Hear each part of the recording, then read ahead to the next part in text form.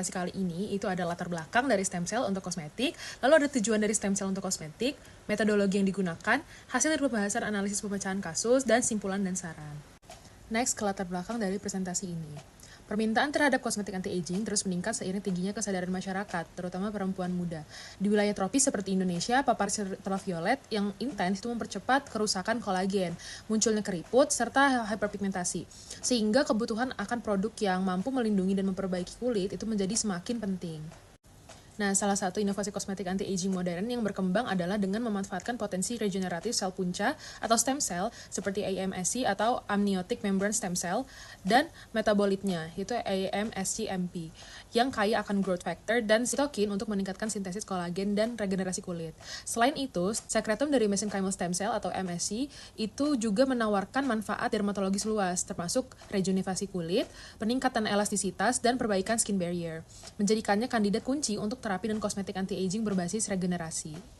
Lalu, tujuan dari presentasi kali ini yaitu menganalisis faktor-faktor yang menyebabkan meningkatnya kebutuhan kosmetik anti-aging pada masyarakat di daerah tropis, lalu menjelaskan potensi biologis AMSCMP sebagai bahan aktif anti-aging dalam regenerasi kulit, peningkatan kolagen, dan perbaikan jaringan, lalu mengidentifikasi kendala penetrasi bahan aktif AMSCMP akibat ukuran molekulnya yang besar, dan yang terakhir itu mengevaluasi kebutuhan formulasi khusus seperti penambahan hyaluronic acid atau space peptide untuk meningkatkan daya hantar, efektivitas, dan stabilitas AMSCMP pada sediaan kosmetik anti-aging.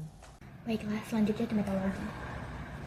Diagram Bisbon digunakan perumahan proses penuaan kulit dan pengembangan formulasi anti-aging memetakan hubungan antara biologi kulit, bahan aktif, serta teknologi formulasi dan perkembangan ilmu terbaru. 3.1 yaitu masalah utama. Masalah yang diangkat yaitu terkait penuaan kulit yang dipengaruhi oleh faktor internal maupun eksternal, serta tantangan formulasi krim perubahan alam yang tidak stabil. 3.2 yaitu disiplin ilmu yang mendasari adalah analisis yang melibatkan berbagai macam disiplin ilmu, seperti farmakologi, dermatologi, farmaseutika, kosmetologi, modern, dan biokimia antioksidan. 3.3 yaitu data fisiologi. Kulit mempertahankan homeostatis melalui produksi kolagen, elastin, dan antioksidan. Namun, penuaan menyebabkan peningkatan ROS, kerusakan DNA, dan aktivitas MMP, semua yang dimana menjadi dasar munculnya tanda-tanda penuaan. Lalu yang keempat ada etiologi penuaan kulit, faktor internal yang berasal dari proses biologis alami seperti penurunan stem cell, faktor eksternal lebih merusak karena UV sebagai penyebab utamanya. Lalu yang kelima ada terapi. Pada jurnal lama, ekstrak tanaman kaya antioksidan yang berfungsi menangkal radikal bebas. Pada jurnal baru, acai dengan antisionin tinggi, vitamin C dan E, dan fitosterol yang mendukung barrier kulit. Lalu yang keenam ada penata laksanaan. Farmakologis itu, krim anti-aging menggunakan antioksidan dan yang lainnya. Pada non-farmakologis, melakukan kebiasaan sehat seperti memakai sunscreen. Lalu yang ketujuh, state of the art. Tren dengan menggunakan bahan aktif terstandarisasi seperti antosianin acai dan metabolisme stem cell. Lalu tantangannya yaitu stabilitas bahan alami yang mudah teroksidasi. Lalu preferensi dari konsumen itu natural, aman, dan memakai pewangi sintesis. Baiklah, di sini saya Cynthia Pratama Lipupa dengan NPM 2518031025 akan menjelaskan tentang hasilnya. Skema Fishbone menunjukkan bahwa penuaan kulit dan formulasi krim berbahan alam merupakan masalah kompleks yang melibatkan aspek biologis, kimia, dan teknologi formulasi. Penuaan terjadi akibat penurunan generasi sel, peningkatan ROS, serta kerusakan kolagen elastin, yang semakin diperparah oleh paparan UV dan polusi. Bahan alam memiliki potensi antioksidan tinggi, namun stabilitasnya yang sensitif terhadap pH, suhu, dan oksidasi menjadi tantangan utama dalam pembuatan krim anti-aging. Analisis jurnal lama dan baru memperlihatkan pergeseran dari penggunaan ekstrak tanaman tradisional menuju bahan aktif terstandarisasi seperti antosianin acai yang lebih stabil dan konsisten. Formulasi modern juga memperhatikan pH, viskositas, interaksi eksipien, serta prinsip clean beauty. Secara keseluruhan, keberhasilan krim anti-aging berbahan alam bergantung pada integrasi berbagai disiplin ilmu, dan dukungan gaya hidup sehat untuk menghasilkan produk yang efektif, aman, dan sesuai kebutuhan konsumen. Oke, jadi di sini saya akan menjelaskan tentang disiplin ilmu dari jurnal lama dan jurnal terbaru. Dari segi jurnal lama sendiri, di tahun 2016 saya membahas tentang formulasi krim ekstrak tumbuhan. Dari segi farmakognosi dan fitokimia, ini mengkaji bioaktivitas senyawa fitokimia dari 8 ekstrak. Lalu dari segi dermatologi dan biologi kulit, jurnal ini membahas tentang pemahaman tentang patofisiologi penuaan atau pathoaging dan ROS. Lalu dari segi farmaseutika dan teknologi emulsi, jurnal ini menjelaskan ini menjadi fondasi formulasi krim tipe minyak dalam air. Lalu untuk dari sisi jurnal terbaru di 2025 yang membahas tentang krim acai berbasis kosmetologi modern. Dari segi farmasetika dan teknologi sediaan, ini membahas tentang pengembangan formulasi emulsi dengan fokus pada stabilitas fisik, seperti viskositas, pH, dan homogenitas. Lalu dari segi kimia bahan alam dan biokimia, ini membahas tentang strategi kestabilan pigmen antosianin. Lalu dari segi kosmetologi modern sendiri, dia membahas tentang menyelaraskan produk dengan tren clean beauty.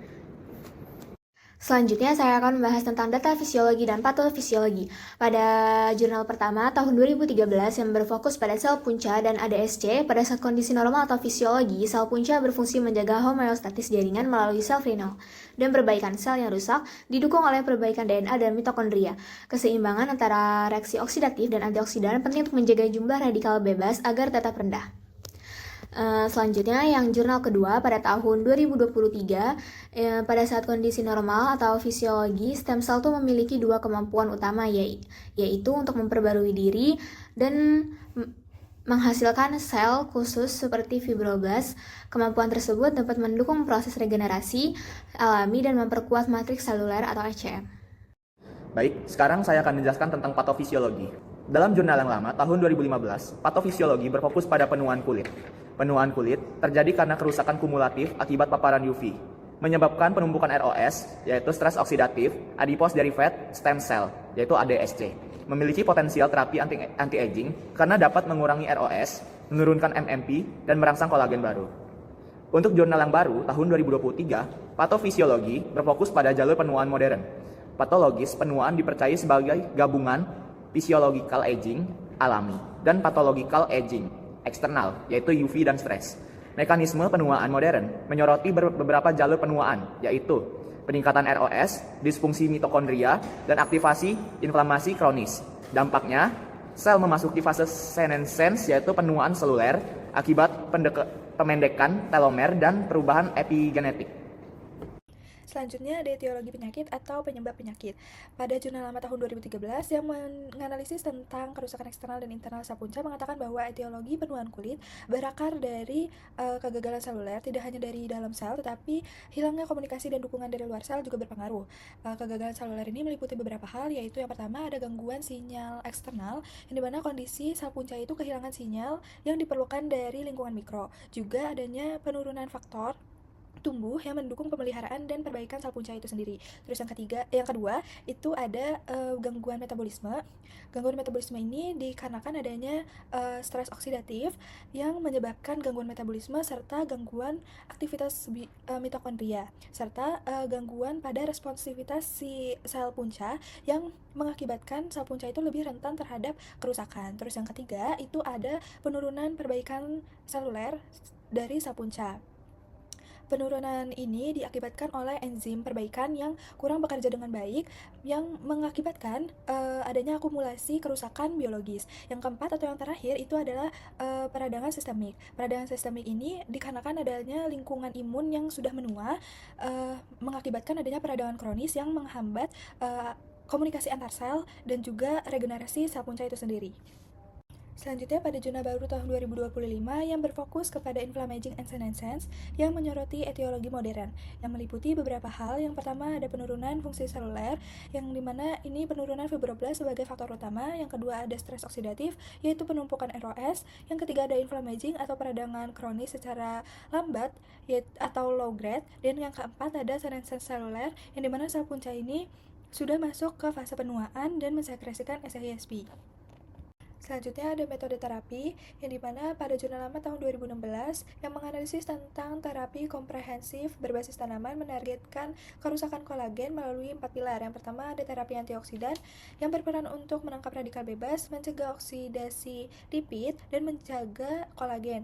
Terus yang kedua ada terapi regeneratif sebagai senyawa bioaktif seperti antisionin yang mendukung regenerasi fibroblast dan pembentukan kolagen baru. Yang ketiga itu ada terapi hidrasi dan barrier kulit yang menggunakan humektan untuk retensi air pada stratum corneum dan pemulihan lipid kulit. Yang keempat itu ada terapi antiinflamasi untuk mengurangi iritasi dan peradangan pada kulit. Contohnya itu ada ekstrak sirih dan mahkota dewa. Pada jurnal tahun 2025, yakni jurnal terbaru pada perlindungan hidrasi berbasis ACAI, di mana terapi jurnal baru ini itu berfokus pada pendekatan pencegahan dan perlindungan dengan antioksidan dan hidrasi sebagai mekanisme kuncinya. Ada dua di sini, yakni ada antioksidan sebagai mekanisme terapeutik dan juga ada prinsip pelembab atau moisturizing terapi. Selanjutnya ada penata laksanaannya, di mana ini juga dibagi menjadi dua, yakni jurnal lama dan jurnal baru. Lalu pada pelaksanaannya ada jurnal lama, yakni strategi komprehensif, farmako, dan non-farmako, yang dimana yang farmako itu meliputi penggunaan zat aktif dari ekstrak tanaman antioksidan tinggi.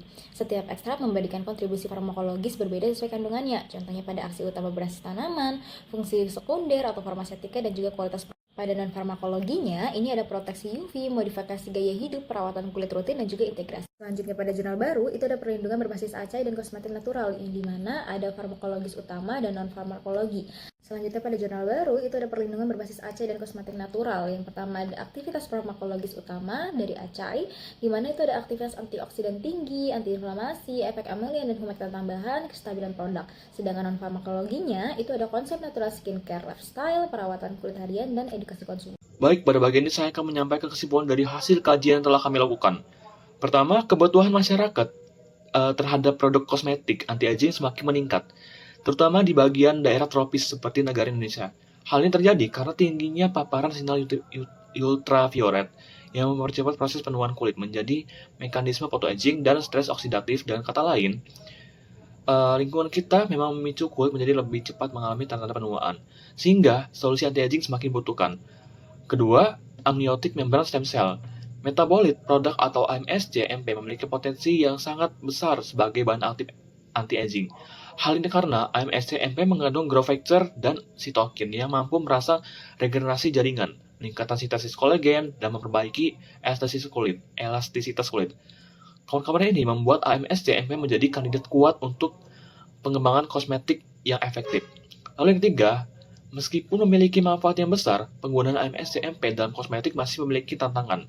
Nah, tantangan ini terutama berhubungan dengan ukuran molekul yang relatif besar, serta stabilitas bahan yang sensitif terhadap suhu, pH, dan cahaya. Lalu yang keempat, untuk mengatasi masalah tersebut, diperlukan pengembangan formulasi khusus, misalnya dengan menambahkan hyaluronic acid atau space peptide, yang mampu meningkatkan daya hantar serta stabilitas bahan aktif tersebut. Dengan formulasi yang tepat, efektivitas AMSC-MP sebagai komponen anti-aging dapat dimaksimalkan sehingga memberikan hasil terbaik pada produk kosmetik. Jadi dengan demikian dapat disimpulkan bahwa AMSC-MP memiliki potensi besar sebagai bahan anti-aging masa depan. Namun perlu dukungan formulasi yang inovatif agar manfaatnya benar-benar optimal. Berdasarkan kajian dan kesimpulan, maka dapat diberikan saran bahwa yang pertama, masih diperlukan uji stabilitas dan uji klinis untuk memperoleh data keamanan serta efektivitas jangka panjang pada kulit manusia.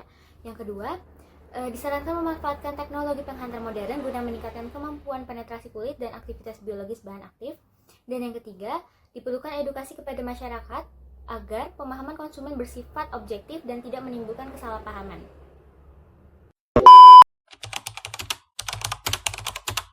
Sekarang masuk ke sesi tanya jawab. Untuk kelompok 6 ada yang mau digunakan, boleh.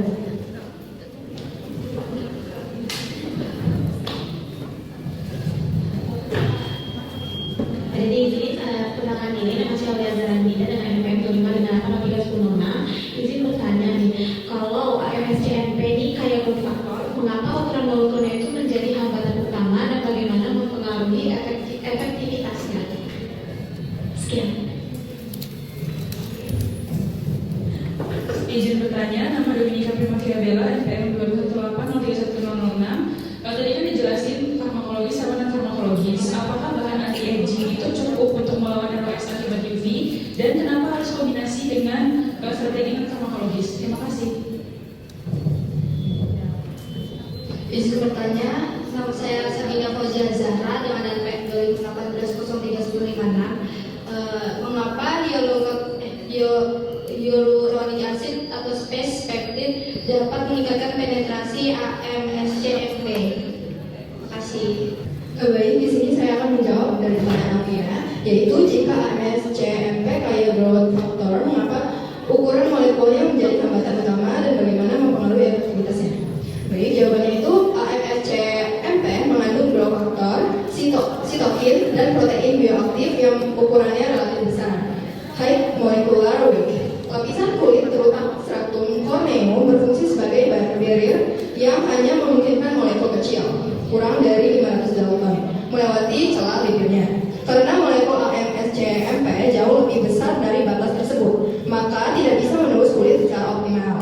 sehingga sebagian besar bahan aktif tertahan di permukaan. Efektivitas regeneratif menurun karena growth factor tidak mencapai target sel seperti fibroblas di dermis. Aku izin jawab pertanyaannya Sabina. Mengapa hyaluronic acid atau space peptide dapat meningkatkan penetrasi MSC-MP ya? Jadi hyaluronic acid itu memiliki kemampuan menarik dan mengikat air, sehingga meningkatkan hidrasi stratum corneum. Saat lapisan kulit itu lebih lebat, celah antara lipid itu sedikit mengembang. Itu membuat sedikit lebih banyak ruang untuk molekul aktif itu untuk lewat. Jadi space peptide itu tuh bekerja lebih spesifik dengan kemampuan menembus stratum corneum tanpa merusaknya dan bersifat cell penetrating, sehingga dapat membawa bahan aktif yang lebih besar masuk ke epidermis hingga dermis. Oke, aku izin menjawab pertanyaan dari Dominika. Tidak cukup hal ini, bahan anti-aging saja tidak cukup untuk melawan